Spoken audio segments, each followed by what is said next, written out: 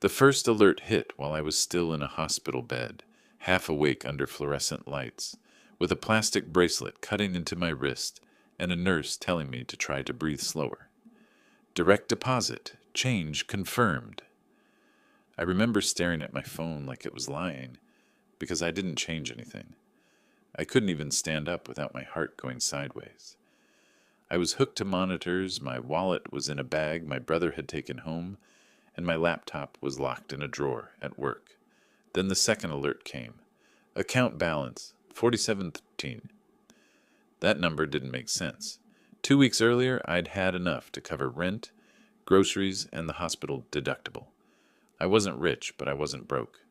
I opened my banking app and watched the transactions load one by one like a slow-motion car crash. Paycheck reversal, advance repayment, expense reconciliation, another payroll adjustment. At first I thought someone stole my card, but the withdrawals weren't random. They were labeled like internal accounting entries, like someone had access to systems I didn't. I called my bank. My voice sounded wrong in my own ears, scratchy, weak, like it belonged to somebody older. The woman on the line confirmed what I had already knew but couldn't accept. My direct deposit destination had been changed 3 days ago, and the request came through the same payroll profile that had always been attached to my employer. I said, I didn't authorize that. There was a pause, the kind where someone chooses their words carefully. Sir, the change came from your employer's payroll submission. We don't have a separate signature on file for that. I felt this cold drop in my stomach that had nothing to do with medication. If the bank wasn't going to stop it, the only place it could have happened was inside my company. I worked in finance ops, not an executive, not a decision maker, mid-level boring title, the guy who makes sure things line up. Approvals match invoices, reimbursements aren't double paid, audit trails exist, the kind of job where you learn fast that money doesn't vanish by accident. It vanishes because someone made it vanish. I called HR from the hospital bed. It rang long enough that I had to switch ears because my arm was going numb. A familiar voice picked up, bright and practiced. Hi, this is Marissa. Hey, I said. It's me. I'm in the hospital. Something's wrong with my paycheck. She didn't say, Are you okay?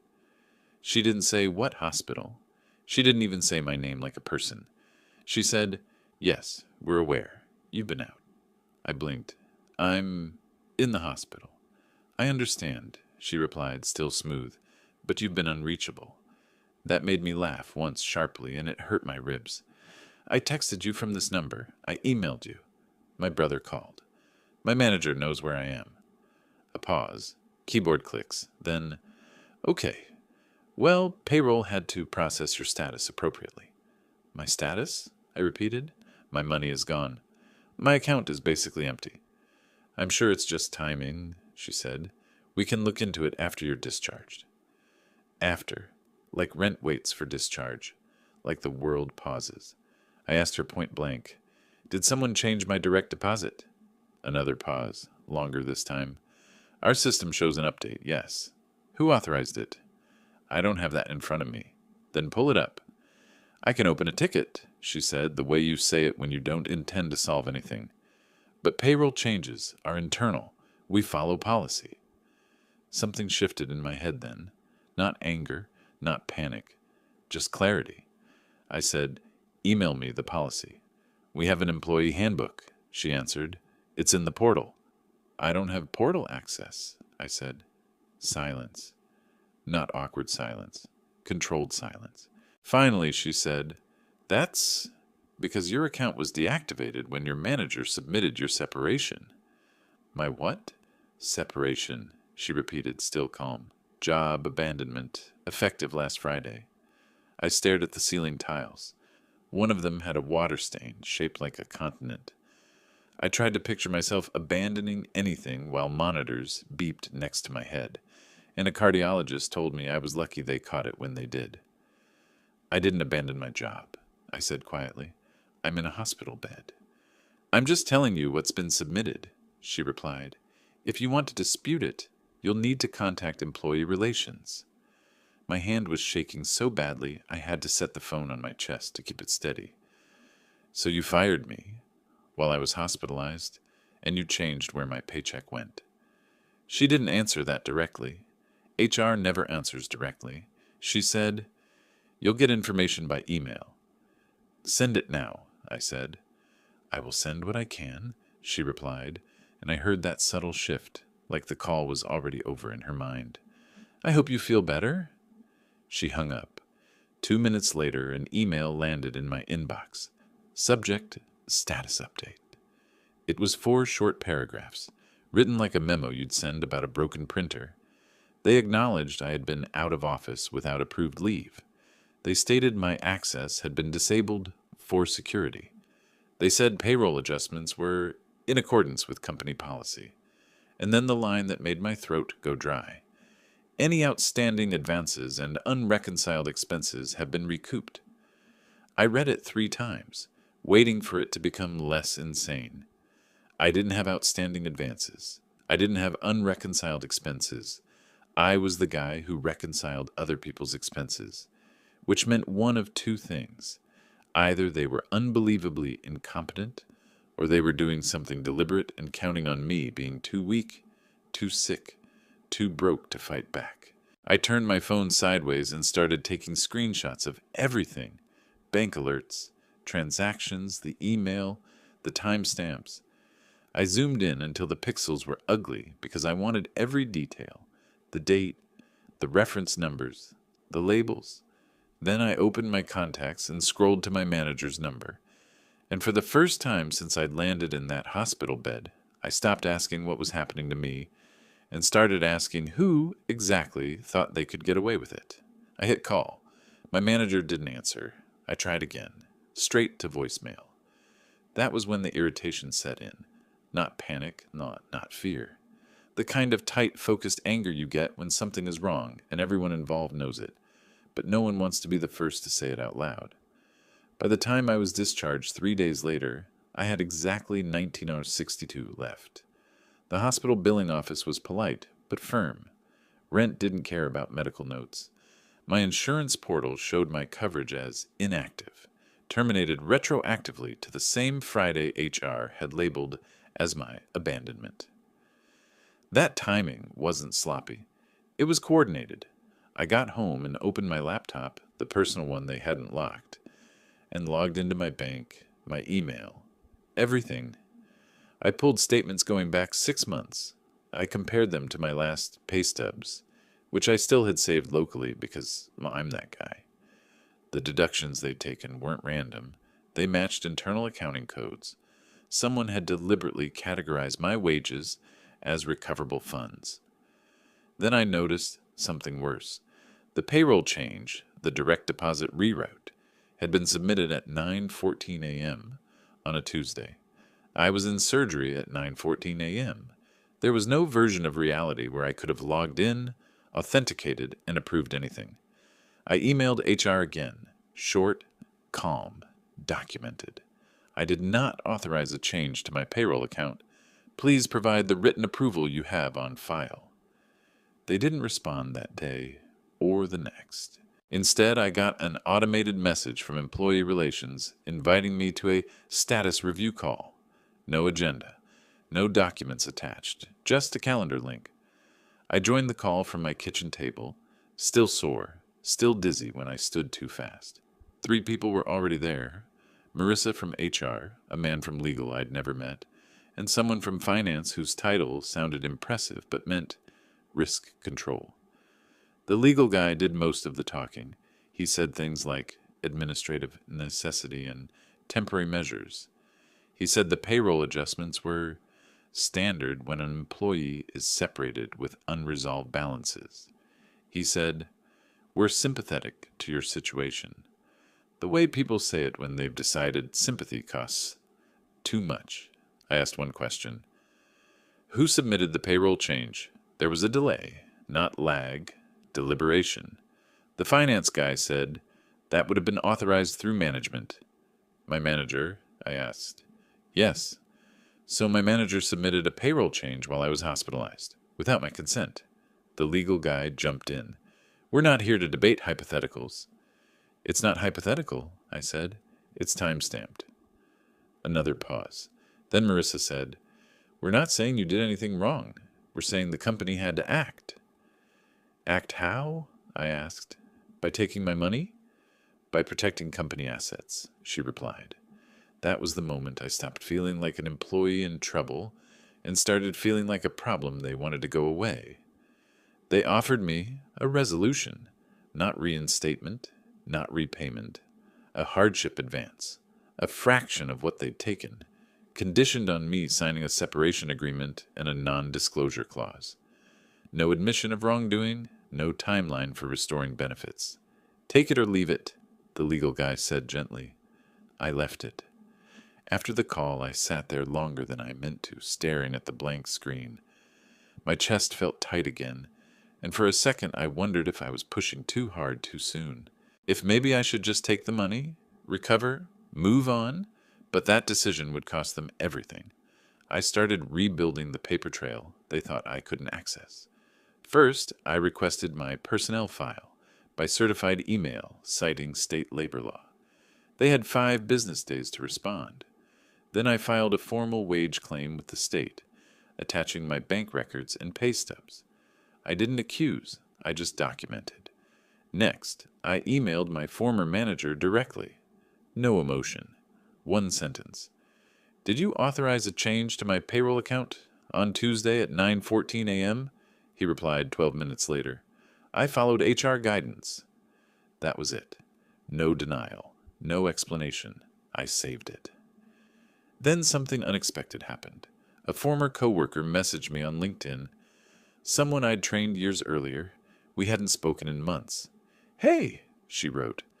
This might be nothing, but payroll asked me last week how to reverse an employee's direct deposit without portal access. I thought it was weird. I asked her what they'd said.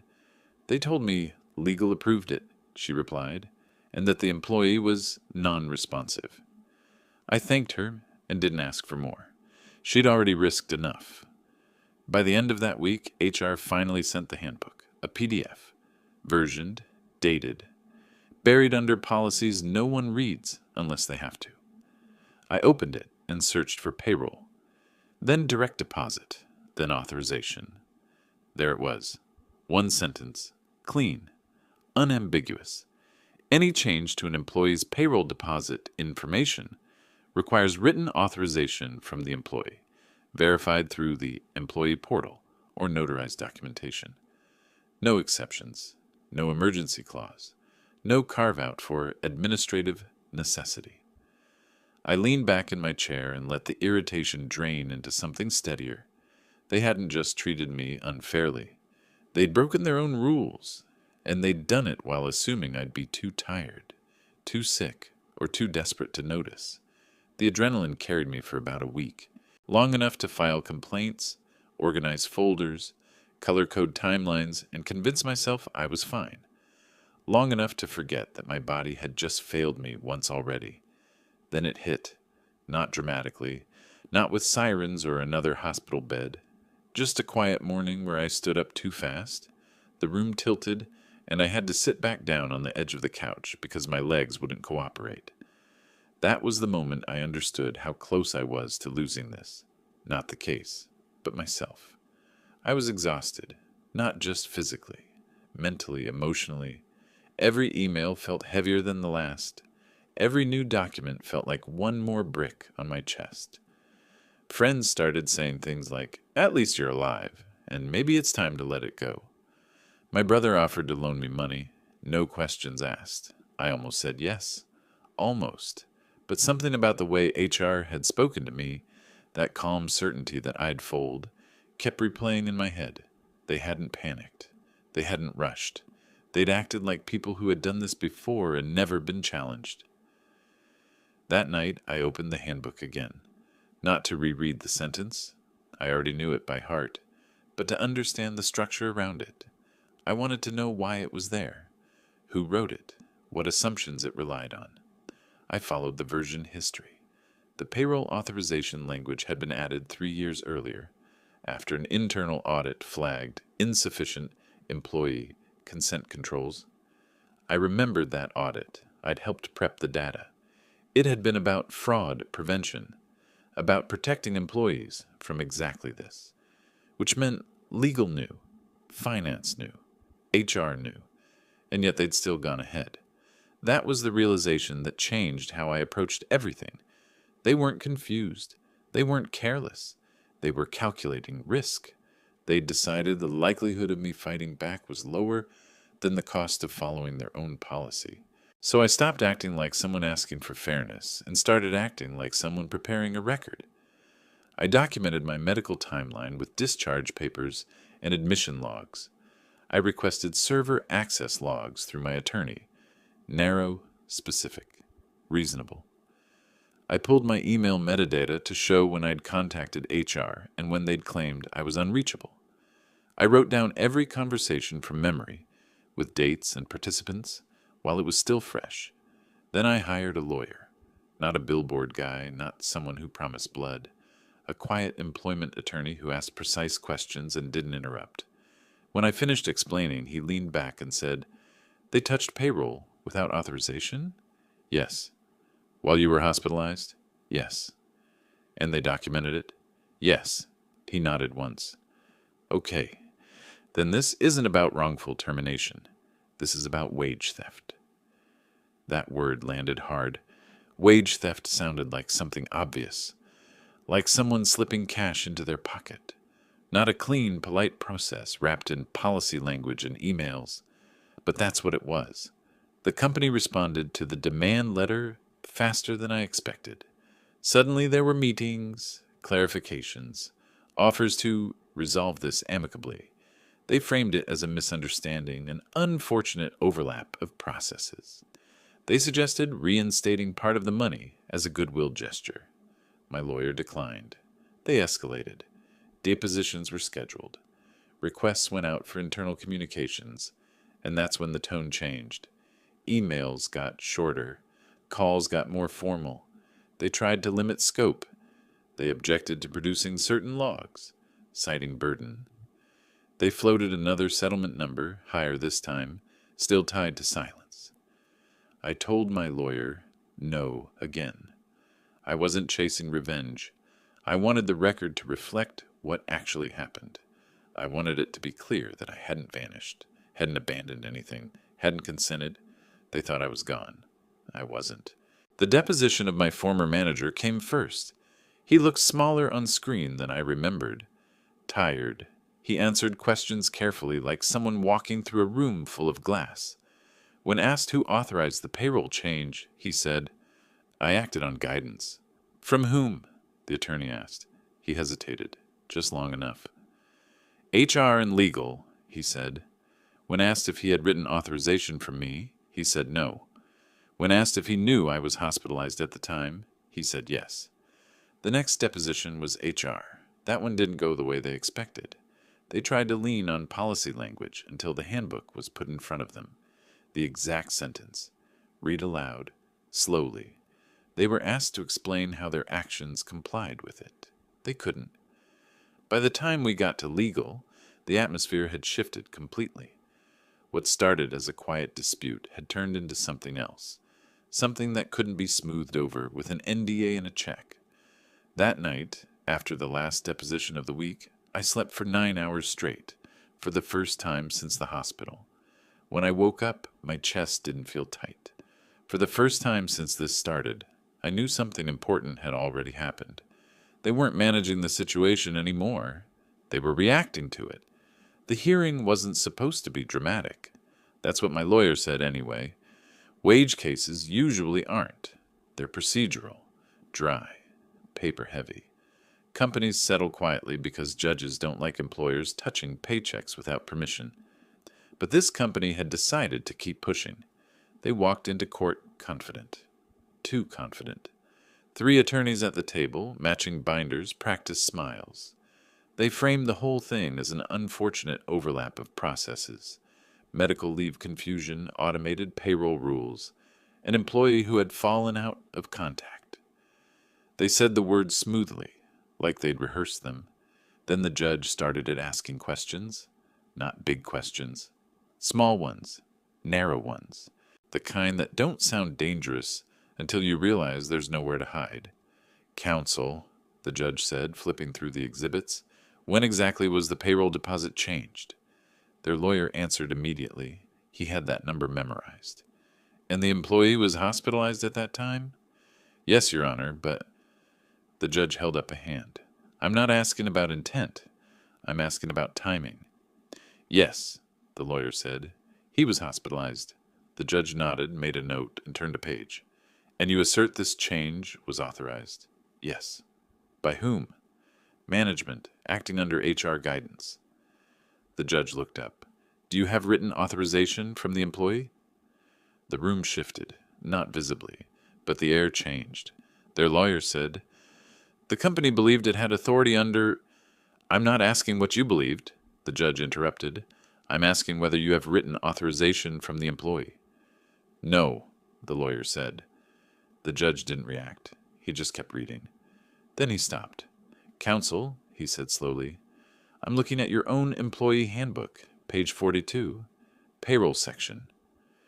I felt my pulse pick up. He read the sentence out loud, the one line, the one they'd hoped would stay buried. Any change to an employee's payroll deposit information requires written authorization from the employee, verified through the employee portal or notarized documentation. He looked back up.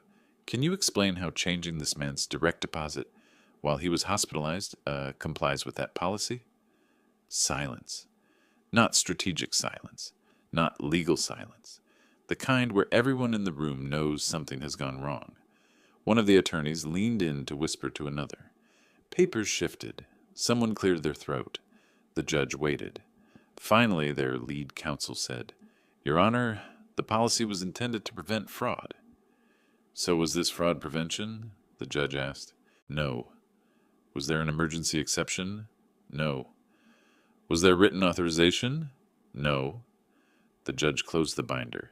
Then we're done with hypotheticals, he said. This court doesn't need to speculate about intent when the policy is explicit. That was the moment it tipped. What followed wasn't loud. It wasn't a speech. It was procedural consequences unfolding in real time. The judge ordered immediate restitution of the withheld wages, not eventually, immediately, with interest. He referred the case for statutory penalties under state wage law. He granted my attorney's motion regarding spoliation concerns, citing their reluctance to produce logs that should have been routine. He looked directly at the company's table and said, Internal convenience does not override employee rights. They tried to recover, tried to argue scope, tried to suggest settlement again. Now, suddenly, very generous. The judge shut it down. No, he said, we're past that. After the hearing, things unraveled quickly. The money hit my account within 48 hours. All of it. Plus penalties, plus coverage reinstatement retroactively, which triggered the insurance company to rebill the hospital correctly. Collections notices vanished, credit flags reversed, then the quiet consequences started. My former manager was no longer with the company. That's how the email phrased it. HR leadership was restructured. An internal compliance monitor was appointed as part of the settlement terms. Real oversight, not a checkbox. Legal didn't call anymore. They emailed. Carefully, precisely. Every word reviewed. They offered a final settlement to close everything out. No NDA this time, just payment, fees covered, and a neutral reference clause that followed me in writing. I signed. Not because I was tired, though I was, but because the record was complete. Nothing was hidden, nothing unresolved. When I left the courthouse that last time, it was quiet. No reporters, no speeches, just me, my lawyer, and a normal afternoon. I sat in my car for a minute before turning the key. For months, everything had felt like chaos. Money disappearing, systems turning against me, people speaking in rehearsed phrases while my life was on hold. Now it was over. And the thing that stayed with me wasn't anger or triumph. It was how close they'd come to getting away with it, how routine it had felt to them, right up until someone read one line they assumed no one would ever in force. The last thing to settle wasn't money. That surprised me. By the time the case closed, the funds were back where they belonged. My rent was current. The hospital bills had been reprocessed correctly. The penalties and interest covered the gap they'd created, and then some. On paper, everything was balanced again.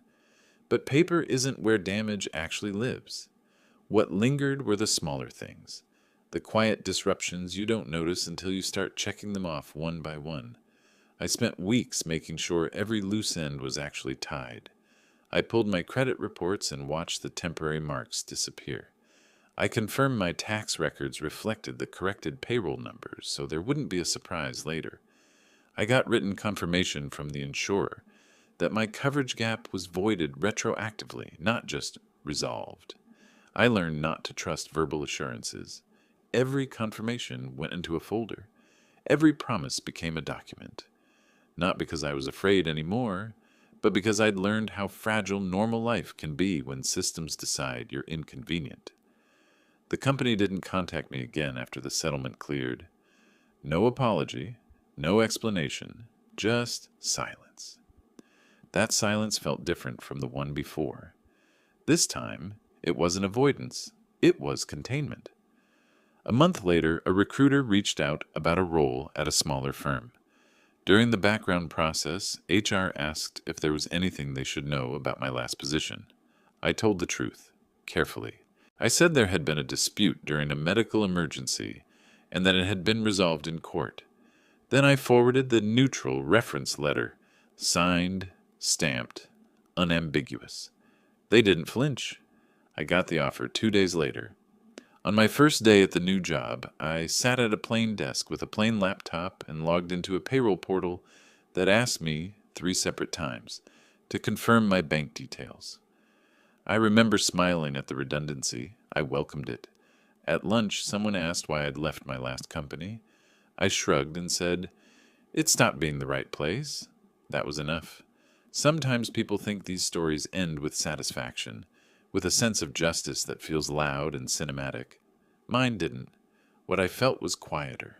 Relief, mostly. Relief that the record reflected reality.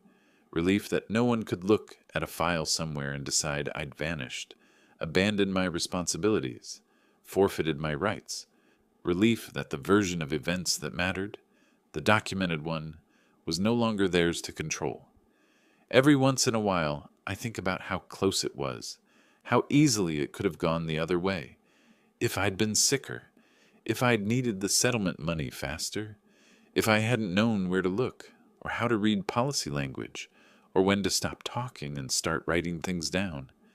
They hadn't relied on malice. They'd relied on probability. The probability that I'd be overwhelmed, that I'd accept the narrative they handed me, that I'd take the first check and sign the paper that made everything disappear. They were wrong, not because I was exceptional, but because I paid attention. The experience changed how I move through the world. Now, I don't assume systems are neutral. I don't assume policy means protection. And I don't assume silence means resolution. But I also don't live in that moment anymore. Some nights when things are quiet, I'll scroll back through my bank history and see that dip, the week where everything collapsed into double digits. It no longer makes my chest tighten. It just reminds me that stability isn't something you're given. It's something you verify. I didn't win anything extraordinary. I got my money back, I got my health back, I got my name back, and the people who decided I was expendable learned, publicly on the record, that one line they ignored was enough to bring the whole thing down. That's all I ever wanted. Not revenge, just the truth, enforced.